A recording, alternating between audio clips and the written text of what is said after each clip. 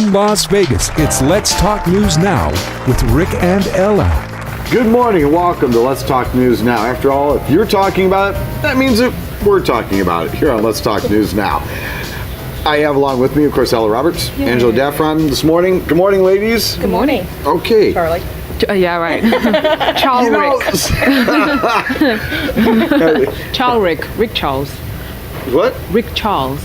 It makes me sound British. And for a second, I actually thought like Ray Charles. It's Ray Charles, not Rick Charles. So it's like, Mr. Charles, how are thee this morning? Last week, there were some really interesting twists and turns in politics. At least that's how I viewed it. Mm-hmm. The state of Wisconsin went through this huge recalling their governor. As a matter of fact, in his first few months in office, he created such controversy by saying that he was not going to deal with the unions. Collective bargaining was no longer a mandate in Wisconsin, that literally his recall started in that single moment. They waited the minimum amount of time necessary to recall him, as all the union folks and the Democrats rallied then to make a huge change. They filed the petition on the day, the very moment, the earliest moment possible to recall him. They had a surplus number of signatures, right? I'm just setting it up. And then come election night, the governor retains his position with a 4% margin, 54-46, okay? My question is this, I got several questions actually from this. Number one, does this mean that unions have really lost their political bite, their political capital? They just can't pull it together anymore the way they might have in the 50s, 60s, and 70s? No, I'm just going, okay, is this just We're it? in Vegas, that's a dangerous question. Okay, I got to stalk her. Right. So what do you think? Why do you think it's a dangerous question? Well, because unions always have been so powerful in the past. Yeah. And, if they are losing some power, then... Okay.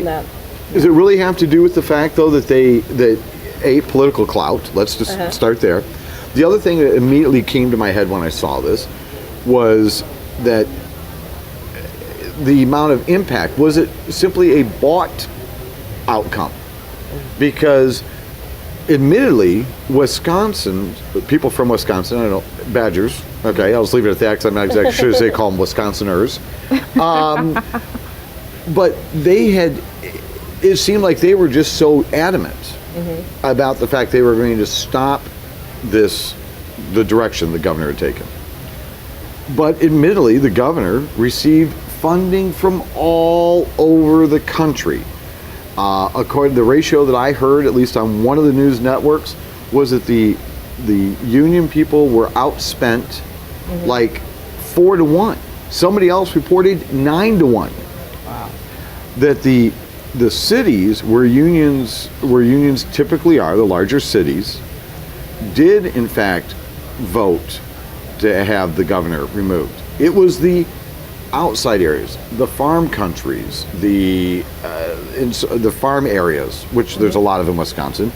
Those were the ones that actually were the ones that started voting, saying no, in essence, against the union.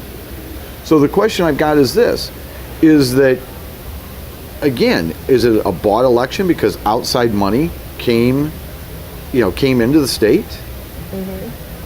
He's kind of looking at me. I don't have any say on it because obviously being from the UK, it seems like every other week there's a strike of some sort. From the post office to the trains, right? Always, no comment. Well, no. Come on, you guys are being chicken this morning. No, I mean Monday. I'll tell you exactly what I thought. Here's what I thought. I thought that in the case of something like this, I personally don't think that outside funds should be allowed. Period. I don't think that other companies should be able to participate in a state situation. I think our whole system with politics needs to go back to the person and not the big conglomerate behind it, whether it be the party or... We're going to take a quick break. When we come back, we're going to talk a little more about this.